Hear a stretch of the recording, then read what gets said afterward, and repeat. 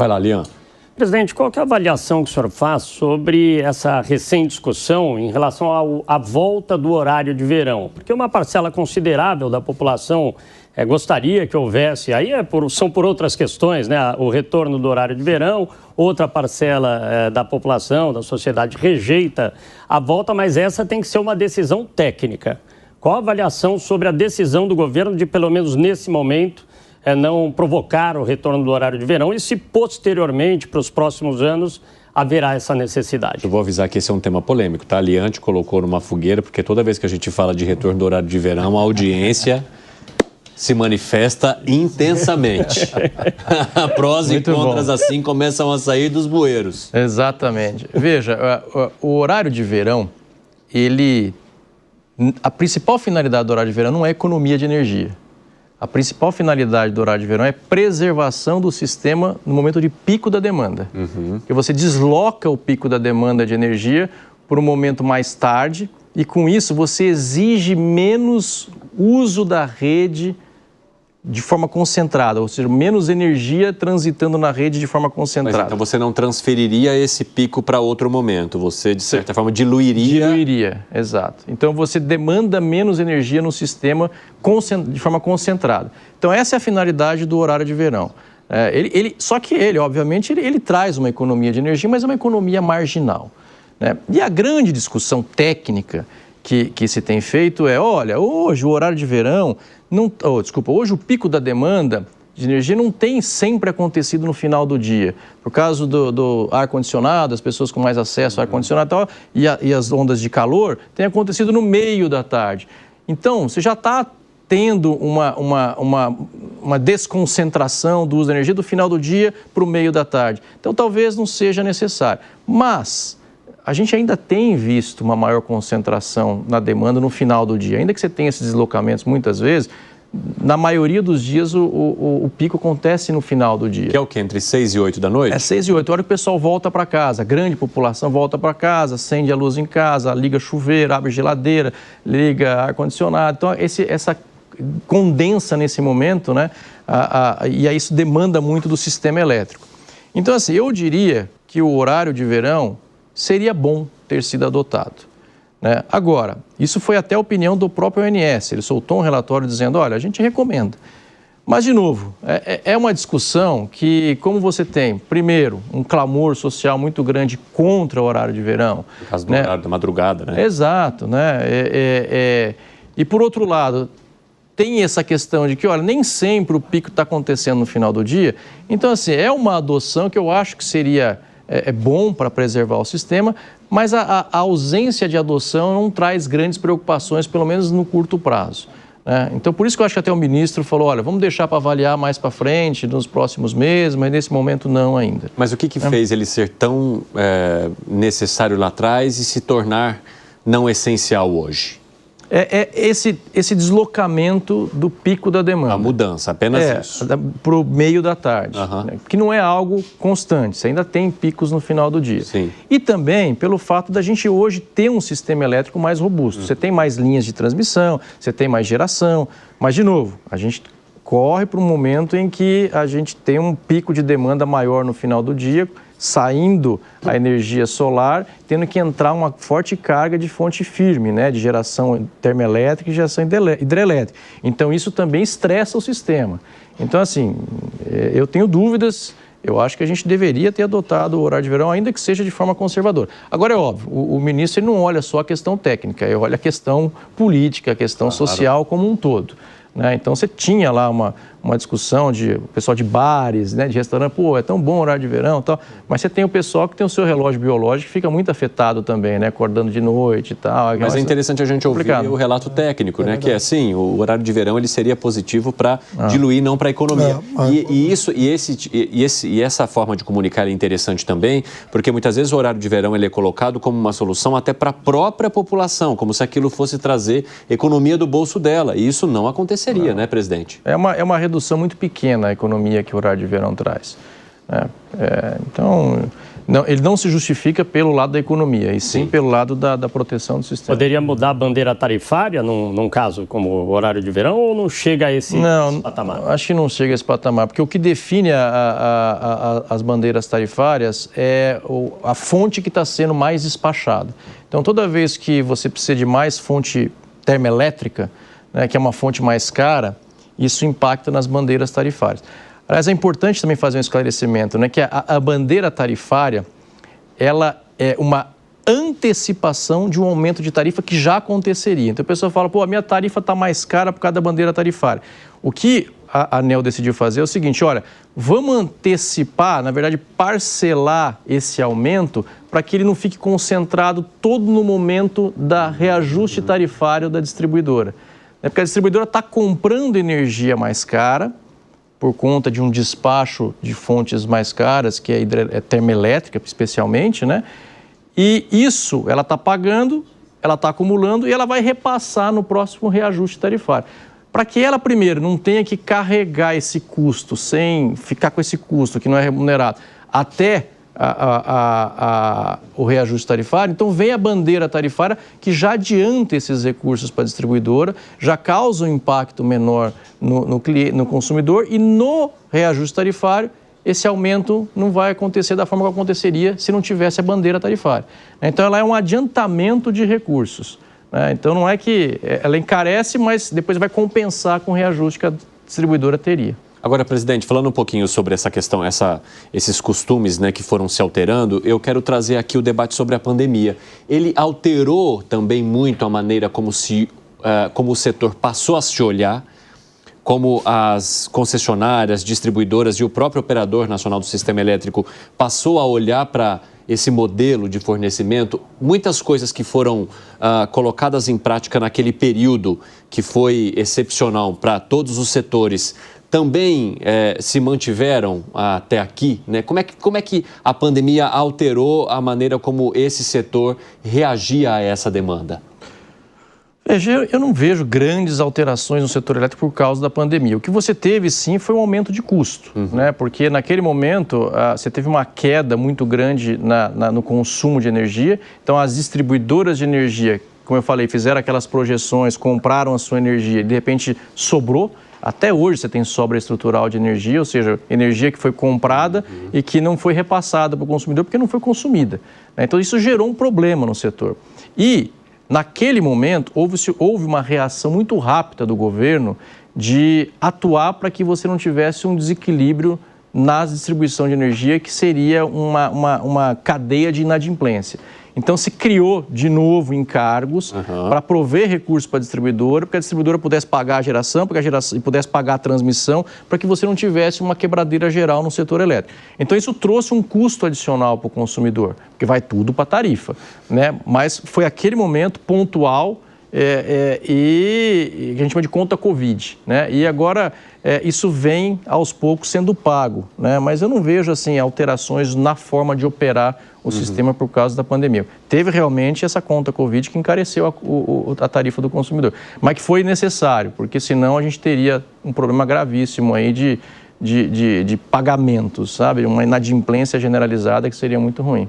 Vai lá, Piperno. Falando em custo adicional para o consumidor, a reforma tributária vai onerar mais ou vai dar algum alívio para a gente?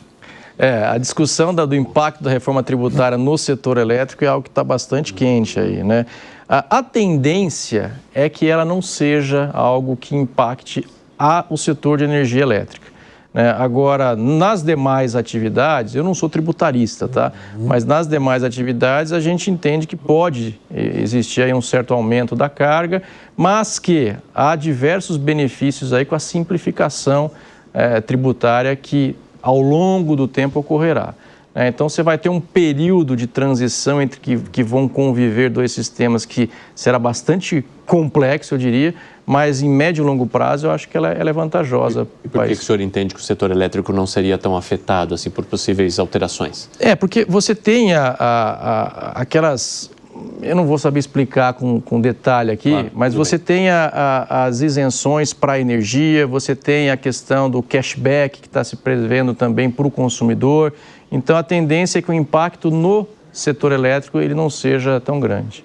como nas outras atividades econômicas. Vai lá, Nelson. Presidente, a gente tem aqui no estado de São Paulo, no território todo, 7 concessionárias de energia, uma divisão territorial complexa aí, que não acompanha as regiões administrativas, enfim, eu não sei justamente qual é o critério para isso. E apesar de a gente ter 7 diferentes concessionárias, a gente vê toda essa dificuldade quando a gente vê a Enel aqui em São Paulo, né? Esse monopólio em relação ao exercício. Como é que o senhor vê essa divisão territorial que às vezes complica a insegurança mesmo, jurídica? Algumas pessoas que trabalham, por exemplo, no mercado que tem crescido das energias fotovoltaicas, têm dificuldade porque em uma concessionária é de um jeito, na outra é de outro, elas têm diferentes maneiras de lidar com o consumidor, de lidar com os parceiros, praticam de maneira diferente também os critérios de precificação, enfim, claro que dentro de alguns critérios já estabelecidos, mas como é que você vê essa divisão territorial que gera tantas empresas em um só estado? Então, veja, essa divisão ela vem de questões históricas aí, né? São áreas de concessão que foram estabelecidas lá atrás, algumas delas até eram concessões privadas, né? Que começaram nos municípios e foram ampliando, e elas estão bem definidas nos seus contratos de concessão.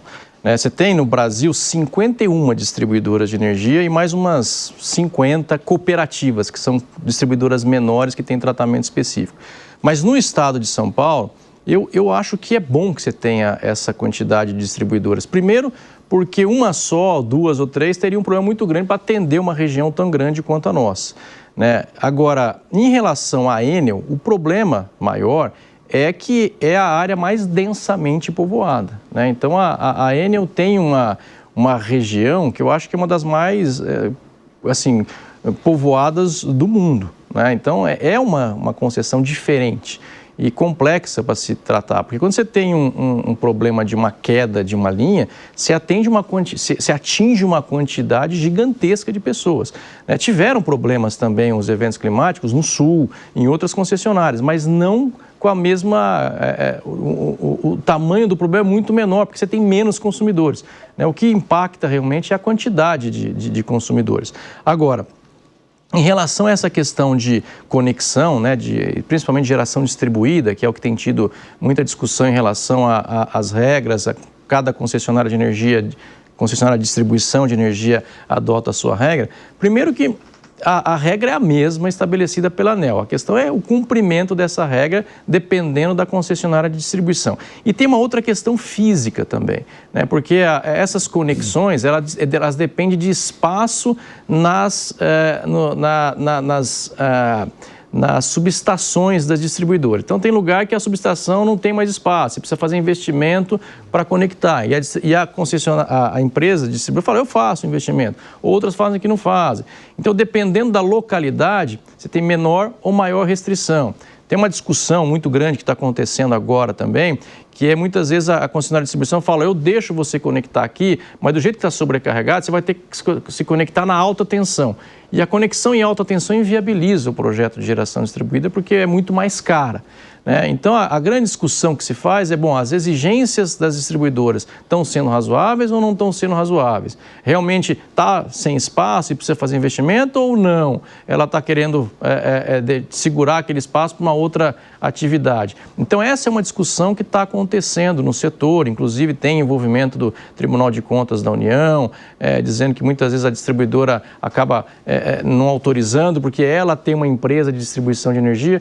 Olha, pode ser que em casos isso aconteça, pode ser que não, que realmente seja restrições elétricas mesmo, né? E aí é muito particular de cada subestação, de cada concessionária de distribuição, né? Então você tem regiões que a incidência solar é menor, então não é tão procurado para fazer geração distribuída.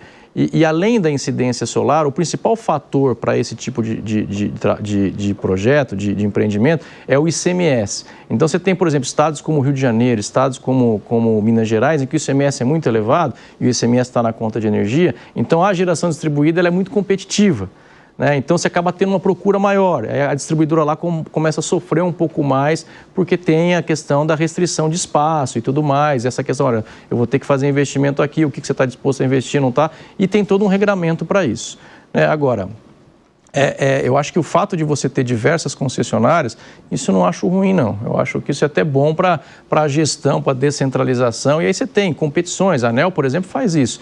Um componente da tarifa, quando vai fazer a revisão tarifária a cada 5 anos, é o benchmarking das distribuidoras. Então, distribuidoras que têm mais ou menos a mesma infraestrutura, ela tem que ter tarifas parecidas. Então, isso até ajuda na hora que você vai fazer a definição das tarifas, sabe? Isso eu acho que é bom para a população.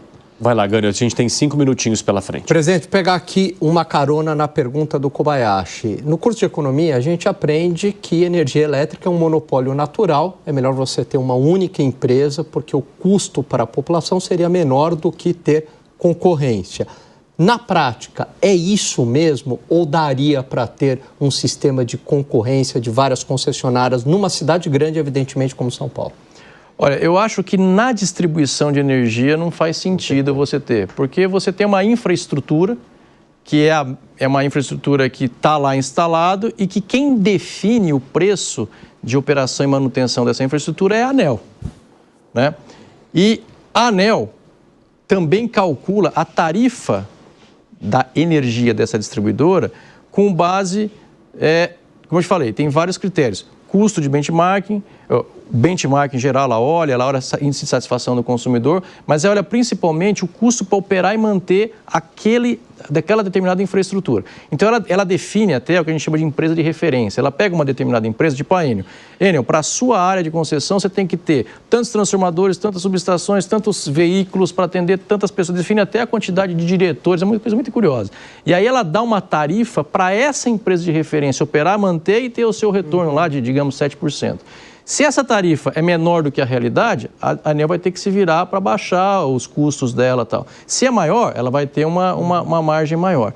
Mas então, nesse aspecto específico, eu acho que você ter competição não faria muito sentido, porque é competição pelo uso da infraestrutura.